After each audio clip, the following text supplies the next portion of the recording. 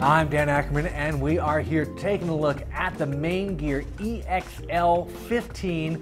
This is something that you don't see terribly often. It's a 15-inch gaming laptop. Now, of course, you see from boutique PC makers like Origin and Alienware, and obviously Maingear too, big gaming desktops, big desktop replacement 17-inch gaming laptops. Not as often do you see people with the 15-inch ones, but what you get in this case is something that I think is potentially valuable depending on what your circumstances are. It's basically desktop replacement power boiled down to a mid-sized laptop that I wouldn't exactly call portable, but at least you can pick it up and carry it around with you, maybe once a week if you're going to somebody's house or going from, home to work or something like that.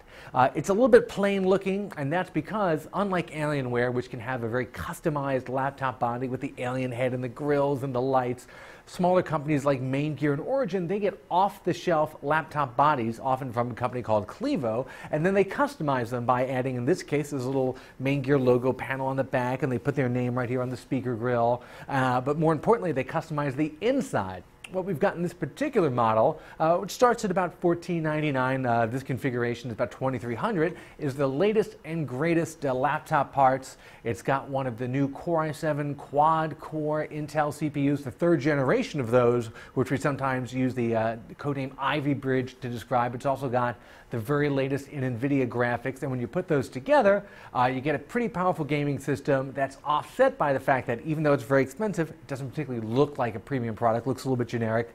The keyboard is kind of an older style, not the widely spaced island style keys we're used to. I also found that with the number pad here, the keyboard kind of got pushed off a little bit too far to the side. I made a lot of mistakes while typing on it. And the touchpad, it's got the buttons below it. It's not a big click pad. It doesn't have a special surface, same surface as the rest of the wrist rest.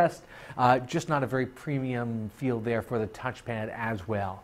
You do get what you look for in a gaming laptop, which is a full 1080p screen, 1920 by 1080 resolution. When I fired up Diablo 3 on here, I actually got tired of playing on a smaller 15-inch screen, so I just took the HDMI output and plugged it into a big 24-inch monitor and was able to take advantage of all the components while moving it onto a bigger screen. That is actually one of the nice extras here. You get not just HDMI, but also DisplayPort and DVI outputs, and a whole bunch of audio ins and outs as well.